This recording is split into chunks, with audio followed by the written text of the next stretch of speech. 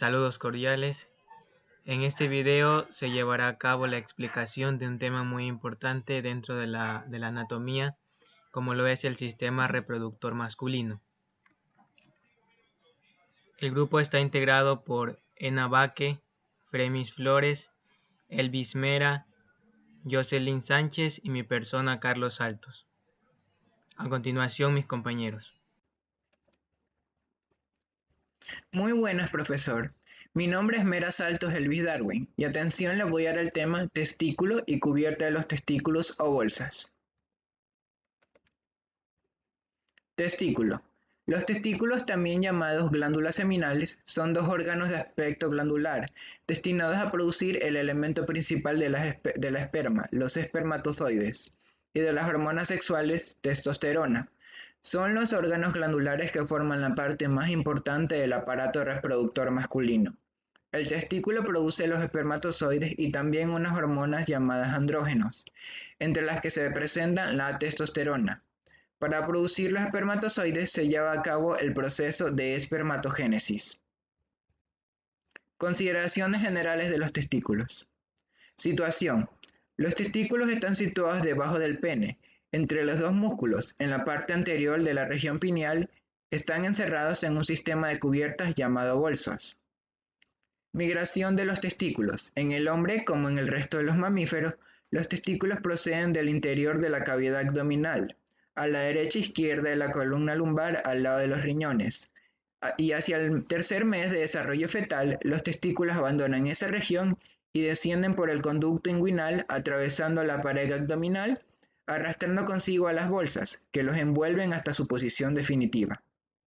Número. Los testículos son dos, uno en el lado derecho y otro en el lado izquierdo. Anormalmente pueden existir un solo testículo, por ausencia del desarrollo del otro. Tamaño. En los niños el tamaño de los testículos es pequeño, de 2 a 3 centímetros de longitud. En la pubertad crecen hasta alcanzar entre los 4 a 8 centímetros de longitud y entre 2 a 4 centímetros de ancho. Este tamaño se conserva durante toda la vida. Peso. El peso de los testículos varía como su volumen. Por término medio, cada testículo, comprendido en el epidídimo, pesa de 18 a 24 gramos. Color. Los testículos son de color blanco azulado, a veces rojo cuando están llenos de sangre. Esta coloración se debe a las bolsas que los envuelven. Forma y consistencia. El testículo tiene una forma ovoide aplanada en sentido transversal. Tiene consistencia dura y algo elástica debido a la capa fibrosa que lo rodea. Estructura del testículo. Cubierta fibrosa o albuginia. Es una membrana fibrosa de tejido conjuntivo blanco, denso y elástico, que envuelve al testículo y al epidídimo. Su superficie exterior está tapizada en su mayor parte de hojilla visceral de la túnica vaginal, y su superficie interior corresponde al tejido propio del testículo. Conductos productores de esperma. Son los conductos productores de esperma, también llamados conductos seminales, que parten desde la túnica albuginia y se unen al mediastinum testis. Conductos excretorios del esperma. La esperma, al salir de los conductos seminales, atraviesa sucesivamente para llegar al conducto deferente los siguientes conductos. El conducto recto son los primeros segmentos del aparato excretorio de la esperma. Son más o menos rectilíneos y siguen a continuación de los conductillos seminíferos. La red de Haller. Los conductos rectos, al unirse unos a otros, forman en su conjunto una especie de red que designa el nombre de red de Haller. Vasos o conos eferentes. La red testicular de Haller da origen en su parte anterior y superior a cierto número de conductos llamados conos eferentes o vasos eferentes. Conducto epididimario. Es un conducto colector común de los conos eferentes. Nace en la cabeza del epidídimo y se extiende de allí hasta la cola, donde toma el nombre de conducto deferente. Vasos y nervios de los testículos. Arterias. La circulación arterial de la glándula genital en el hombre está representada por tres arterias. La arteria espermática deriva de la aorta abdominal. Después de un largo trayecto subperitoneal por la pared posterior del abdomen, penetra en el conducto inguinal, que recorre en toda su extensión, desciende al cordón y alcanza de este modo el lado interno del epidídimo, y al final se divide en dos ramas terminales, una interna y otra externa. Arteria deferencial. Procede de la arteria vesical superior o inferior e irriga el conducto deferente y el lóbulo menor del epidídimo. Esta, junto a la arteria espermática interna, se anastomazan en las cercanías del testículo. Arteria funicular. Nace de la arteria epigástrica. Después de su origen se dirige al cordón, al cual suministra algunas colaterales delgadas y acompaña hasta su terminación, es decir, hasta la cola del epidídimo. Venas. Nacen de las redes capilares. Cada arteria voluminosa va acompañada de una vena larga. Son muy variables en sus dimensiones y trayecto. Vasos linfáticos. El testículo es un órgano muy rico en linfático. Entre estos tenemos a las redes de origen. Se originan en el tejido intersticial del órgano con un sistema de anchos tubos dispuestos en red alrededor de los conductillos seminíferos. Linfáticos eferentes. Se dirigen hacia el cuerpo de Hidmore, siguiendo como las venas, unos la sécula interlobulillares y otros la cara profunda de la albuginia. Nervios. Los nervios del testículo proceden de dos orígenes. El primero del plexo espermático que rodea la arteria del mismo nombre y el segundo del plexo deferencial que acompaña al conducto deferente. Cubierta de los testículos o ya también llamadas bolsas. Las bolsas se componen de 6 túnicas superpuestas regularmente que se cuentan desde las partes superficiales a las profundas. El escroto. Es la piel de las bolsas. Es delgado, semitransparente y de coloración más o menos oscura. Es muy extensible y presenta la particularidad de que cuando por una causa cualquiera ha sido distendido. Dartos. Es una lámina delgada de coloración rojiza, de aspecto finamente fibrilar, aplicada contra la cara interna del escroto al cual está íntimamente adherida. Túnica celulosa. El dartos está cubierto en su cara profunda por una capa de celulosa, es la fascia de Cooper, que lo separa de la túnica siguiente. Cremaster. Está situado por debajo de la precedente. Es formada por la expansión del cremaster. Esta acompaña al cordón en toda su extensión. Tiene su origen por arriba de dos fascículos primitivamente distintos, uno interno y pequeño y otro externo y voluminoso. Túnica fibrosa. Tiene la forma de un saco que envuelve a la vez el testículo y el cordón. Esta túnica es bastante delgada a nivel del cordón y se engruesa y se vuelve más resistente al pasar sobre el testículo. Túnica vaginal. Es una membrana serosa dentro de la cual se invagina en el testículo y su epidídimo. Presenta dos hojas, una parietal y una hoja visceral, intersectando entre ambas una cavidad virtual llamada cavidad vaginal. Vasos y nervios de las cubiertas de los testículos o bolsas. Arterias. Las arterias de las cubiertas del testículo se dividen en superficiales y profundas. Arterias superficiales. Estas están destinadas al escroto y al dartos. Proceden de dos orígenes, de las dos arterias pudentes externas, ramas de la femoral, de la arteria perineal superficial, rama de la pudenda interna.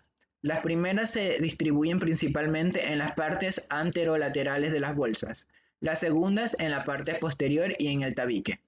Arterias profundas. Proceden de la arteria funicular, rama de la epigástrica y se distribuyen por el cremaster, por las eritroides y por la túnica fibrosa y por la hoja parietal de la túnica vaginal. Las venas. Las venas nacidas de las cubiertas del testículo forman una rica red que comunica ampliamente en los confines de la región, con las venas superficiales del períneo, del pene y de la pared abdominal anterior. Venas del grupo externo. Se dirigen hacia afuera y siguiendo casi el mismo trayecto que las arterias pudentas externas. Van a desaguar en la safena interna y de allí en la femoral. Venas del grupo posterior. Acompañan a la arteria pinal superficial y van a desembocar en el tronco de la vena interna. Vasos linfáticos. Se hallan extraordinariamente multiplicados en el escroto. Después de una buena inyección, se presentan en tan gran número y toman una parte tan considerable en la formación de la cubierta escrotal que ésta parece únicamente formada por linfáticos. Nervios.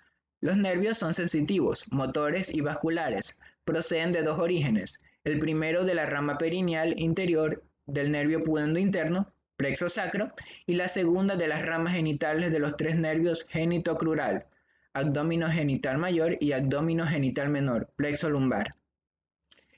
La estructura de los testículos y la cubierta de los testículos me pareció un tema muy interesante e importante, especialmente en su debido proceso de espermatogénesis, el cual ayuda a las diferentes especies de mamíferos a producir espermatozoides y así obtener un desarrollo sexual y glandular gracias a los andrógenos, en el caso del ser humano.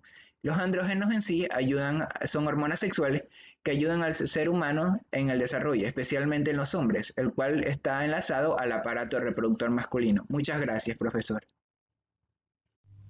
Saludos cordiales, soy Aina Baque Lomas de la materia de Anatomía 2 y voy a hablar sobre las vías espermáticas. Las vías espermáticas comprenden de cada lado el conducto deferente, que es la continuación de la cola del epidídimo, la vesícula seminal y el conducto eyaculador, que éste desemboca en la uretra y constituye una vía terminal común que recibe y evacúa el semen al exterior procediendo de los dos conductos eyaculadores. El conducto deferente. Este se extiende desde la cola del epidídimo hasta la unión del conducto excretor de la vesícula seminal. Sus generalidades: el conducto deferente es de forma cilíndrica y es resistente a la presión. En su terminación va a tener una dilatación que consiste en lo que es la ampolla del conducto deferente. En las relaciones vamos a tener lo que es la porción escrotal, la porción funicular, la función inguinal y la porción pélvica, que va a estar dividida en lo que es en la fosa ilíaca y en la pelvis menor. En lo que respecta a los conductos deferentes, vasos y nervios, tenemos que el conducto deferente tiene la función de conducir el semen y tiene una disposición de una vascularización escasa, pero posee una rica inervación. Relaciones. Porción escrotal.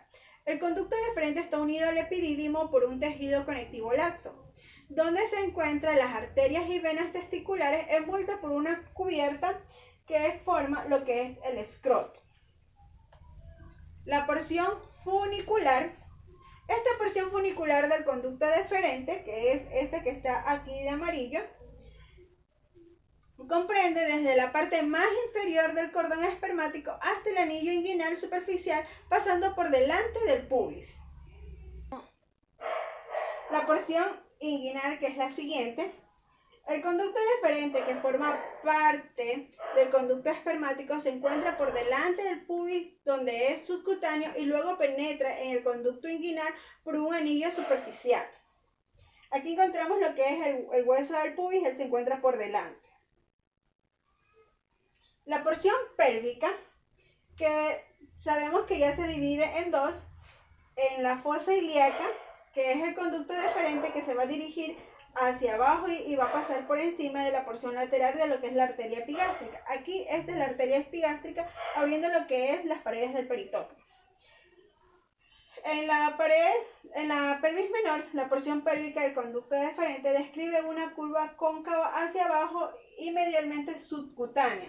Bueno, aquí vamos a encontrar lo que es la vejiga, el conducto deferente, lo que es la vesícula seminal, y que por atrás nos vamos a encontrar con lo que es el recto. Los vasos y nervios. El conducto deferente tiene la función de conducir el semen y disponer de una vascularización escasa, que ya lo dije, pero es muy rica en lo que es una inervación principal y proviene de la arteria de los conductos deferentes. La vesícula seminal. Son dos pequeñas glándulas bilaterales anexas a los conductos deferentes situadas detrás de la vejiga y delante del recto. Debido a su función secretora, su nombre más apropiado es la glándula seminal. Su descripción de la vesícula seminal es que es alargada, tiene una forma piriforme, con una extremidad superior ensanchada y una extremidad inferior en la cual sale el conducto excretor, que se une con el conducto deferente para formar lo que es el conducto eyaculador. Su pared está constituida por un músculo liso tapizado por una mucosa cuyas células secretan un producto viscoso que participa en lo que es la constitución del semen. En lo que refiere a los vasos y nervios, lo que es de la vesícula seminal, las arterias proceden de la vesical inferior y de la hemorroidal media. Las venas forman alrededor del órgano un plexo seminal, continuándose con el plexo vésico-prostático. Los linfáticos terminan en la parte de los ganglios linfáticos externos y en la parte de los ganglios. El conducto eyaculador. Con lo que respecta al conducto eyaculador y su descripción, los conductos eyaculadores son dos, uno derecho y otro izquierdo, y resultan de la reunión de las ampollas del conducto deferente y de la vesícula seminal correspondiente. Lo que es los vasos y nervios. En su porción supraprostática, los conductos eyaculadores reciben su arteria de la vesícula inferior en su porción intraprostática. Su circulación y su inervación se confunden con las mismas de la próstata. Muchas gracias. Hola a todos, soy Carlos Saltos García. A continuación seguiré explicando acerca del sistema reproductor masculino, específicamente en lo que respecta al pene o miembro viril. El pene se puede decir que es el órgano copulador, está situado por debajo de la sínfisis del pubis y por encima del escroto. El pene y el escroto en conjunto conforman lo que son los órganos genitales externos masculinos. También posee el poder de la erección, lo que lo hace apto para sus funciones copuladoras. Esto se debe gracias al tejido eréctil que posee, lo que le permite también dar al pene su armazón. En lo que respecta a la descripción, se puede decir que el pene es flácido, es de forma cilíndrica, cuelga y se ubica por delante del escroto. Es muy móvil, su longitud es de 10 a 12 centímetros en el adulto. En estado de erección aumenta de volumen y de longitud, se vuelve rígido y se endereza delante del pubis y de la pared abdominal. En él se distinguen tres partes, que es una extremidad proximal o raíz del pene, el cuerpo cilíndrico y una extremidad distal. En lo que respecta a la extremidad proximal o raíz del pene, está situada en la parte anterior del periné. Se fija al esqueleto gracias a la inserción de los cuerpos cavernosos y en la parte media por la inserción con el ligamento suspensorio del pene, el cual se inserta también en la línea alba abdominal. El pene posee fibras elásticas, lo que le permite descender en ocasiones hasta el nivel del escroto. En el cuerpo, como ya dije, es de forma cilíndrica, posee dos caras, una cara superior o dorsal que viene a constituir el dorso del pene y una cara inferior que es la cara uretral o la cara escrotal. Luego en la extremidad distal está formada por el glande y rodeado por una serie de cubiertas que rodean al pene, lo que viene a constituir lo que es el prepucio. En lo que respecta al glande, se puede decir que es liso, tapizado de mucosa y en su vértice se abre el orificio externo de la uretra. Su base es ensanchada, se denomina corona y está fijado en la porción proximal del glande. Luego tenemos al prepucio, que es un pliegue de los tegumentos dispuestos en forma de manguito alrededor del glande.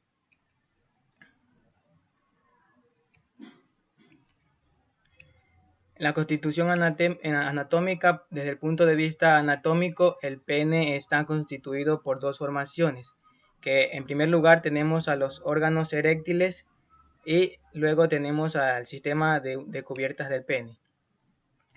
Primero vamos a hablar acerca de los órganos eréctiles del pene. Los órganos eréctiles son susceptibles, como su nombre lo indica, de entrar en erección y tienen por función dar al pene la rigidez necesaria para el acto de la cópula. Comprenden dos partes que son los cuerpos cavernosos, como podemos observar en la imagen, y el cuerpo esponjoso. Los cuerpos cavernosos pertenecen propiamente al pene y el cuerpo esponjoso es una dependencia de la uretra. Los cuerpos cavernosos son dos, uno derecho y otro izquierdo. Forma un tabique llamado septum penis, el cual cuando entran en contacto van a formar cuatro caras y dos extremos. una cara superior, una cara inferior, dos caras laterales y un extremo posterior. La cara superior está surcada por el canal supracavernoso, por donde va a pasar la arteria dorsal profunda acompañada de la arteria dorsal. Luego en la cara inferior presenta también un conducto llamado infracavernoso, que es por donde va a pasar el cuerpo esponjoso. Luego tenemos a las caras laterales, que son convexas y redondeadas por las ramas radiculares de la arteria dorsal profunda del pene. Y luego tenemos el extremo posterior, que se va a dividir en dos ramas que constituyen sus raíces.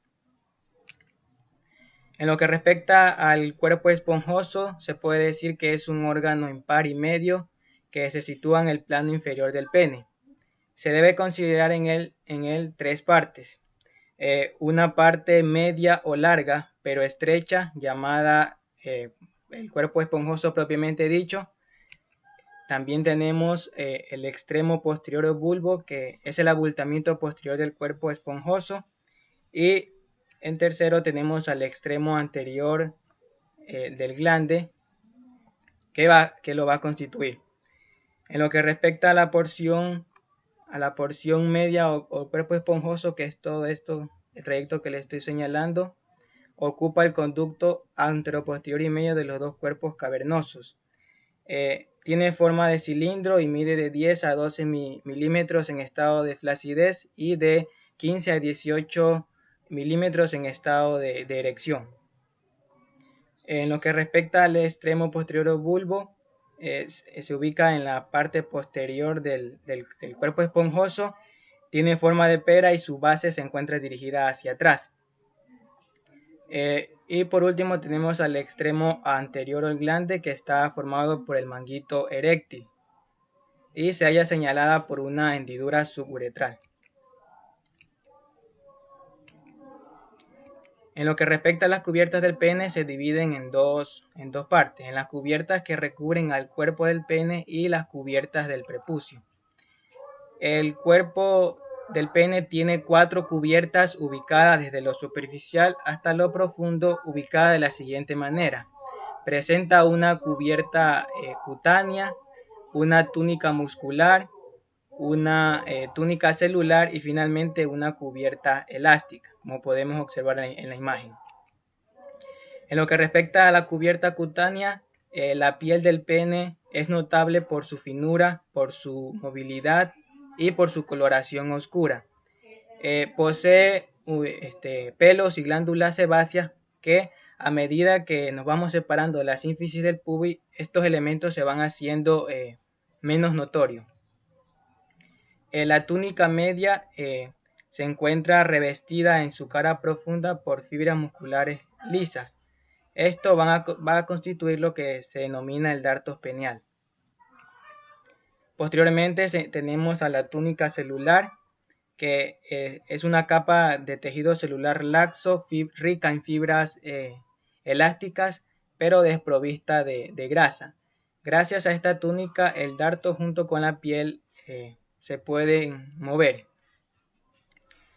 Y luego tenemos a la cubierta elástica, también llamada fascia penis. Va a descansar sobre los órganos eréctiles. Luego en el prepucio, también contando desde las capas superficiales hasta lo profundo, se pueden encontrar 5 capas distintas. La primera, que es la piel. Luego una capa muscular formada por el dartos. Tercero, una capa celular. Cuarto, una segunda capa muscular, que es el dartos reflejado, pero dentro a nivel del anillo prepucial. Y en quinto tenemos una capa tegumentaria replegada sobre sí misma como la capa muscular. Es importante tener en cuenta que en la cavidad prepucial existen numerosas glándulas sebáceas conocidas como las glándulas de Tyson. Estas glándulas se ubican específicamente en el surco balano prepucial, en esta parte, sobre la corona del glande y en las fosillas laterales del frenillo. El producto de secreción de estas glándulas es de consistencia oleosa y dolor fuerte, lo que constituye uno de los elementos del esmegma prepucial. Luego tenemos en lo que respecta a los vasos y nervios, se encuentran tres tipos de vasos principales, que son las arterias, las venas y los nervios. En primer lugar tenemos las arterias. Las arterias del pene se distinguen en dos grupos, las arterias de las cubiertas y las arterias de los órganos eréctiles. Las arterias de las cubiertas, estas provienen de las arterias pudendas externas, ramas de la femoral, la arteria perineal superficial, como podemos observar aquí, la arteria, la dorsal del pene,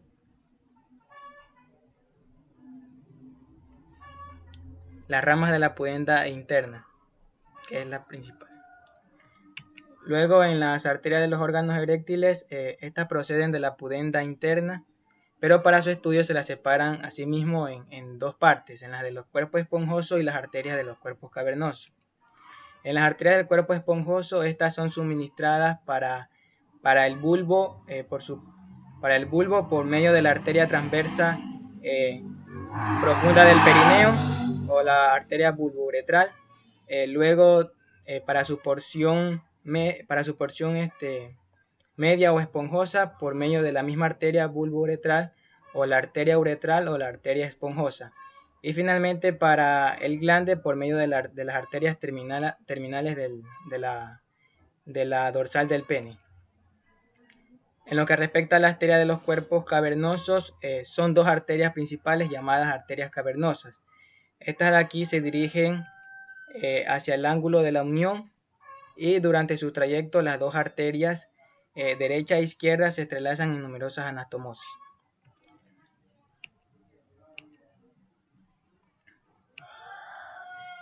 Es importante tener en cuenta que la erección es un fenómeno vascular y arterial. Es necesario que un aflujo importante de sangre llegue a los órganos eréctiles. Muchas veces esto no es posible, se produce o se altera la erección o queda abolida. Esto trae como consecuencia dos problemas. La imposibilidad de la erección se le denomina impotencia, que es cuando el pene no puede ponerse erecto, y la permanencia, que se llama priapismo, que es cuando está demasiado erecto y no puede ponerse flácido. En lo que respecta a las venas se las divide en dos sistemas, un sistema venoso superficial, el cual se originan de las cubiertas del pene e incluso del prepucio. Estas venas en ocasiones se relacionan con las venas del escroto y las otras, que son la mayoría, convergen hacia un mismo punto y van a formar el colector común impar y medio, que se viene a llamar la vena dorsal superficial, que es la que podemos observar en la imagen.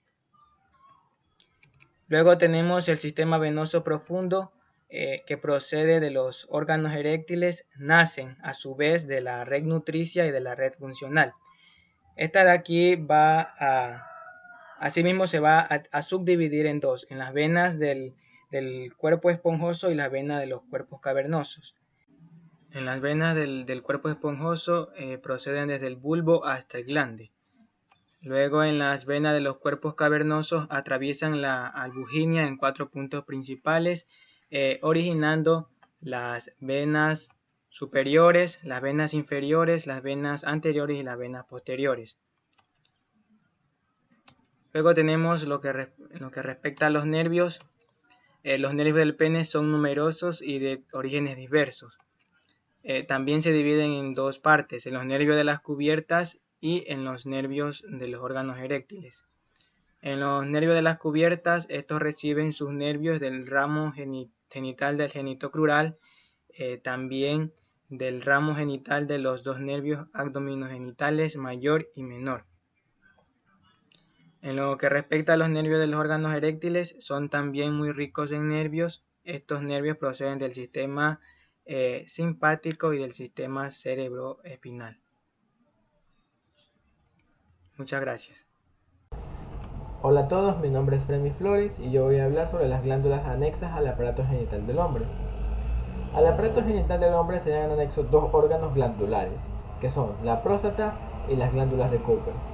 Estas glándulas secretan un líquido que en el acto de la eyaculación se va a mezclar con el contenido de las vesículas seminales y será conducido a la uretra por medio de los conductos eyaculadores. Este líquido que se agrega va a participar en la formación del semen o esperma. Bueno, la primera glándula que tenemos, que es la próstata. Esta es una glándula desarrollada en la porción inicial de la uretra masculina y forma parte de los órganos genitales internos masculinos. Produce el 20% del volumen del semen. En sus consideraciones generales, vamos primero a tocar lo que es la forma general. Esta es cónica y aplastada de delante a atrás. Su base es superior y su eje es ligeramente oblicuo de arriba a abajo y de atrás a adelante, formando un ángulo de 20 a 25 grados. En ella se pueden describir primero una cara anterior, la cual es corta, un poco oblicua hacia abajo y adelante, y esta está en relación con la sínfisis púbica, pero a distancia de la misma. También vamos a encontrar la cara posterior. Esta es más larga, triangular y ancha hacia arriba, y se estrecha de manera progresiva hacia abajo, lo que hace que forme un plano oblicuo de arriba a abajo y de atrás a adelante, y este tiene forma bombada. Bueno, también cuenta con una ligera depresión media que la recorre verticalmente en toda su altura y la divide en dos lóbulos laterales, también que escota el límite posterior de la base y está en relación con la ampolla rectal. Seguimos con los dos bordes laterales. Estos son anchos y redondeados y están relacionados con la fascia pelviana y el músculo elevador del ano. Seguido de este vamos a encontrar la cara superior o base. Esta está en relación íntima con la vejiga y descansa sobre ella. A su vez está en relación con las vesículas seminales y los conductos deferentes. Esta cuenta con una ligera depresión mediana y posterior que forma la escotadura prostática en la base, que marca a la división de la próstata en dos lóbulos, derecho e izquierdo. Bueno, seguimos con el vértice o pico prostático. Este es truncado e inferior y es por donde emerge la uretra. A su vez este va a descansar en la ponerosis perineal media. Siguiendo con las consideraciones generales, vamos a ver lo que es la situación. Y la próstata está situada por debajo de la vejiga urinaria y detrás de la sínfisis del pubis, delante del recto, arriba de la membrana perineal y el espacio perineal profundo. Esta va a rodear al origen de la uretra masculina y está atravesado por los conductos eyaculadores. Tiene íntimas relaciones con los esfínteres vésico-uretrales. Siguiendo con el color y la consistencia, la próstata tiene un color gris rojizo, algunas veces se puede tornar un poco blanco y es firme y elástica al tacto. El parénquima es muy denso y se deja difícilmente dilacerar. Seguimos con el volumen o peso. El volumen de la próstata varía mucho de acuerdo a las edades. Es rudimentaria en el niño y crece bruscamente hasta la pubertad. Como las demás formaciones genitales, esta alcanza su completo desarrollo entre 20 y 25 años y su desarrollo queda quieto hasta los 40 o 50 años. Cuando alcanza su desarrollo completo en un adulto, esta mide alrededor de 28 a 30 milímetros de altura, 40 de anchura y 25 de espesor, y su peso es alrededor de 20 a 25 gramos. Otro detalle a considerar ahora son las relaciones. Esta se halla en relación íntima con el aparato esfinteriano uretrovesical, y las primeras relaciones que constituyen a las relaciones intrínsecas y las que le siguen son las relaciones extrínsecas o relaciones propiamente dichas. Las relaciones intrínsecas conciernen a la uretra prostática, a su aparato esfinteriano, los conductos eyaculadores y al utrículo prostático. La uretra prostática. Esta atraviesa la próstata describiendo una curva cóncava hacia adelante. En esta travesía se dilata ligeramente formando los senos prostáticos y en su cara posterior se va a hallar el colículo seminal, en cuyos lados terminan los conductos eyaculadores derecho e izquierdo. Seguimos con lo que es el aparato esfinteriano. Tenemos primero al esfínter interno de la uretra, o también conocido como esfínter liso. Este se encuentra en la base y es intraprostático. Al momento de la eyaculación, este se cierra, y lo cual hace que se oponga el reflujo del semen hacia la vejiga urinaria. Bueno, el otro que tenemos es el esfínter externo de la uretra o esfínter estriado. Este rodea la uretra en el vértice de la próstata, y la porción superior del músculo cubre por delante a la cara anterior e inferolaterales de la próstata. Al momento de la eyaculación, este se relaja para asegurar la abertura de la uretra en dirección distal. Seguimos con los conductos eyaculadores. Estos atraviesan a la próstata por detrás de la uretra, son oblicuos hacia abajo y adelante y se abren en cada lado del colículo seminal, por debajo del utrículo. El utrículo prostático. Este es un pequeño divertículo mediano de la uretra prostática que se abre en el vértice del colículo seminal. Este es homólogo de la porción superior de la vagina y el útero y constituye un vestigio embrionario del conducto paramesonéfrico de Müller en el hombre, el utrículo es diminutivo de útero. Seguimos con las relaciones extrínsecas. Empezamos con las relaciones anteriores. La próstata está situada detrás del pubis y de la sínfisis del pubis, de lo que la separa el espacio retropúbico. De atrás hacia adelante vamos a encontrar en estas 1. La porción superior del esfínter externo de la uretra, la cual cubre al istmo de la próstata y queda cubierta de la cápsula prostática. 2. La lámina preprostática. Esta se eleva en sentido vertical delante de la próstata, formando una hoja muy delgada que se pierde en contacto con el cuello vesical. Por abajo esta llega hasta el ligamento transverso del perineo. 3. El espacio retropúbico. Este está limitado lateralmente por los ligamentos puboprostáticos. Y 4. El pubis y la sínfisis del pubis. Esta se debe pasar por arriba y por detrás de los demás para emplear la vía de acceso a la próstata. Seguimos con las relaciones laterales. La próstata está en contacto con el tejido conjuntivo denso, que se dispone rodeando los plexos venosos prostáticos y los nervios originados del plexo hipogástrico inferior. Este conjunto forma la parte de la fascia pelviana parietal que atraviesa la pelvis sagitalmente de atrás hacia adelante. La porción anterior de la fascia pelviana, situada a los lados de la próstata, va a formar el ligamento puboprostático. En la parte inferior de esta fascia pelviana, la próstata se va a relacionar lateralmente con el arco tendinoso de la fascia pelviana y el músculo elevador del ano. Seguimos con las relaciones posteriores.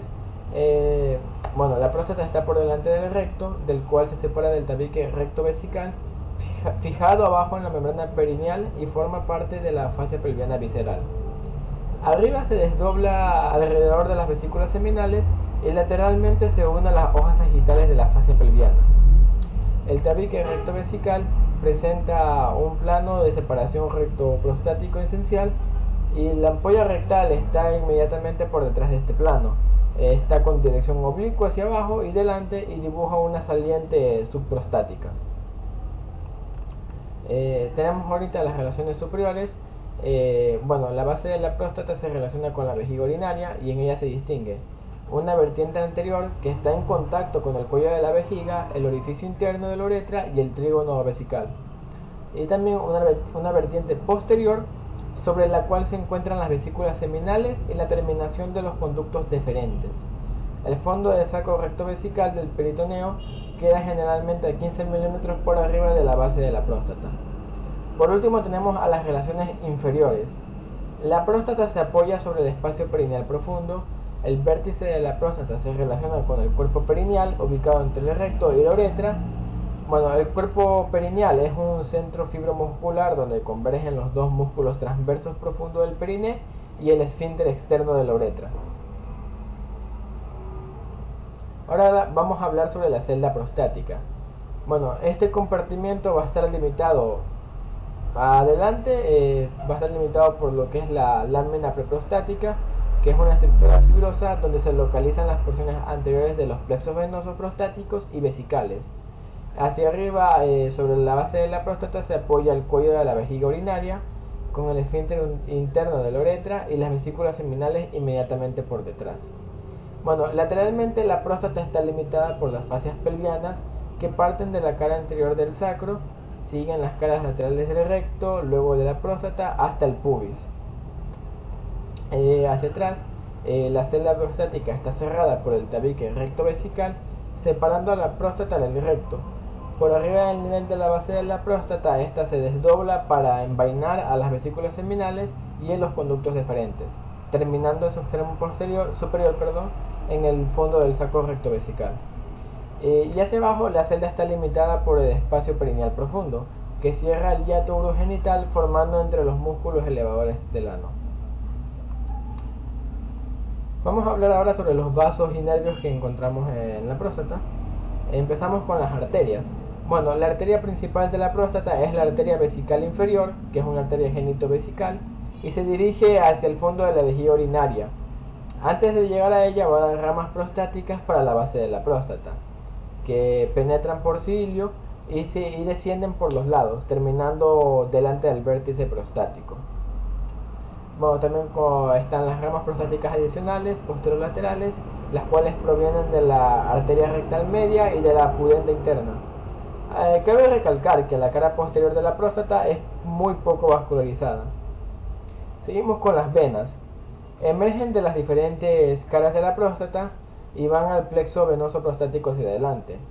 Las venas de las caras laterales forman plexos voluminosos drenados por los plexos genito-vesicales, que a través de las venas vesicales son afluentes de la vena ilíaca interna. Seguido estamos a ver los linfáticos. Estos se originan de las paredes de los ácidos glandulares y desde aquí se dirigen a la superficie de la próstata. Es donde van a formar la red periprostática. En esta red van a llegar también lo que son los colectores de la uretra prostática y de los conductos eyaculadores. Bueno, de esta periferia de la próstata se forman los colectores eferentes, laterales que drenan en los ganglios ilíacos internos, ascendentes que están unidos a los linfáticos vesicales y vesiculares y llegan a los ganglios ilíacos externos, y posteriores que van hacia los ganglios sacros, subaórticos y del promontorio. Los eferentes anteriores prevesicales son inconstantes. Por último vamos a hablar sobre los nervios. Bueno, esto es corto, provienen del plexo hipogástrico inferior y acompañan a las arterias, lo que hace que formen un plexo prostático, que son sensitivos y secretores. Ahora vamos a hablar brevemente sobre lo que son las glándulas bulbouretrales o glándulas de Cooper. Bueno, las glándulas de Cooper son dos, una derecha y otra izquierda, y estas están ubicadas en el espesor del espacio perineal profundo, por arriba del bulbo del pene, a ambos lados del músculo esfínter externo de la uretra. Bueno, en su descripción y relaciones, pues cada una de ellas tiene un conducto excretor dirigido hacia abajo, adelante y medialmente esta que perfora la membrana perineal. Los dos conductos van a desembocar muy cerca el uno del otro en la uretra esponjosa, y estas glándulas están separadas del bulbo del pene por la membrana perineal y están rodeadas por las fibras del músculo transverso profundo del periné. Hablando sobre los vasos y nervios, las arterias provienen de la arteria del bulbo del pene y la arteria uretral y son originadas de la pudenda interna. Las venas van al plexo prostático o al vesical, y los nervios son ramos del nervio pudendo. Estas glándulas de Cooper van a segregar un líquido claro y viscoso, el cual se vierte en la uretra posterior en el acto de la eyaculación. Este líquido favorece a la aglutinación del semen y su pasaje por la uretra esponjosa. Bueno, muchas gracias, eso ha sido todo y sigue mi compañero. Saludos, mi nombre es Jocelyn Sánchez y el tema que expondré a continuación es perineo en el hombre. Voy a hablar un poco acerca de su composición, sus límites y las estructuras que lo conforman. Bueno, para empezar, el periné está definido como la región situada entre las raíces del muslo a forma de hendidura. Esta es una región superficial y en ella están presentes los genitales externos. El periné tiene forma romboidal y está delimitado por las siguientes estructuras. En su ángulo subpubiano vamos a encontrar, en su límite anterior vamos a encontrar al ángulo subpubiano. En su límite anterolateral vamos a encontrar a las ramas isquiopubianas anteriores y laterales. En su límite posterolateral vamos a encontrar al ligamento sacrotuberoso y en su límite posterior al sacro y al coxis. El periné se encuentra separado de la pelvis debido a un diafragma de músculos denominado el diafragma pélvico. Para entender un poco más sobre el periné, vamos a dividir esta región en dos áreas triangulares. El triángulo anterior o urogenital, que va a contener a los genitales externos, y el triángulo posterior o anal, que va a contener la parte final del tubo digestivo. El diafragma pélvico, como lo mencioné hace un momento, es una variedad de músculos que va a separar al periné y a la cavidad pélvica o a la pelvis, y este va a estar compuesto por los siguientes músculos. Por el músculo puborectal, que es este que estoy señalando aquí, por el músculo pubococcigio, por el músculo iliococcigio y por el músculo isquiococcigio. Estos tres primeros músculos van a conformar lo que es el elevador del ano. El elevador del ano va a sostener a las vísceras abdominales y va a separarlas del periné. Bueno, pues para comprender más el periné vamos a hablar desde sus estructuras más profundas a las más superficiales. Empezando por la fase inferior del elevador del ano, que es la que va a cubrir los músculos que conforman el elevador del ano, o también denominada capa superior de la aponeurosis perineal media. Aquí también van a estar presentes los músculos esfínter externo de la uretra y también el músculo transverso profundo del periné. Aquí también vamos a observar lo que son las glándulas bulbouretrales, que tienen la capacidad de segregar el líquido preseminal hacia la uretra. Son estas que estoy señalando aquí en la imagen superior. Y en una fascia más superficial vamos a encontrar a la membrana perineal o capa inferior de la aponeurosis perineal media, que va a cubrir los músculos que mencioné hace un momento. Pues en una fascia aún más superficial vamos a encontrar a los cuerpos de tejido eréctil, como lo son las raíces de los cuerpos cavernosos, y también el bulbo del pene. Estas raíces de cuerpos cavernosos están por debajo de las ramas isquiopubianas, y juntas estas estructuras forman con otras estructuras más lo que es el pene. Y el bulbo del pene, pues al insertarse aquí la uretra, esta se va a llamar uretra esponjosa. Aquí también encontramos lo que es el músculo isquiocavernoso, que tiene como función la erección, el músculo bulbo esponjoso o bulbo cavernoso, que lo acabé de mencionar, y este tiene la función de la eyaculación. Y en una capa más superficial, ya cubriendo todos estos músculos, va a estar la aponeurosis perineal profunda o también de Gallaudet, que es esta que está señalada con la flecha. Y ya antes de estos genitales externos van a estar la fascia o aponeurosis perineal superficial o de colis. Y bueno, ya en el plano superficial lo que podemos observar es el raspe perineal, que se continúa con las bolsas escrotales. Ya pasando a hablar sobre el triángulo posterior, vamos a hacer un corte coronal al nivel del ano. Y aquí entonces observamos que a comparación del triángulo anterior hay gran cantidad de grasa o tejido adiposo, y pues aquí donde estoy señalando encontramos una fosa que es la fosa isquional, que está compuesta por tejido graso, por tejido adiposo, y esta va a tener una pared interna que va a ser el elevador del ano y una pared externa que va a ser el músculo obturador interno. Y la fascia de este músculo obturador interno va a formar lo que es el canal de Alcock, que va a dar paso a la arteria pudenta interna y a la vena pudenta interna y al nervio pudento.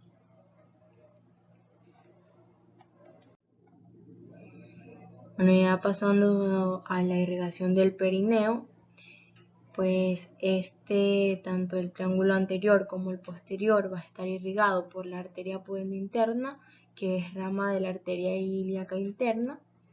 Esta arteria pudenda interna va a dar origen a la rama arteria hemorroidal o rectal inferior, que es esta que estoy señalando, que va a estar presente en el triángulo posterior, y a la arteria perineal, que tiene como rama la rama vulvouretral y la rama escrotal o labial. Y pues también van a estar presentes aquí las arterias dorsal del pene y la arteria profunda. Y en la inervación del periné, pues está dada mayormente por el nervio pudendo, que tiene como rama al nervio rectal inferior y al nervio perineal, que en su parte superficial va a estar distribuida por toda la región escrotal labial posterior y en su parte profunda por los músculos del períneo. Y pues también va a estar inervado por lo que es el nervio dorsal del pene. Muchas gracias.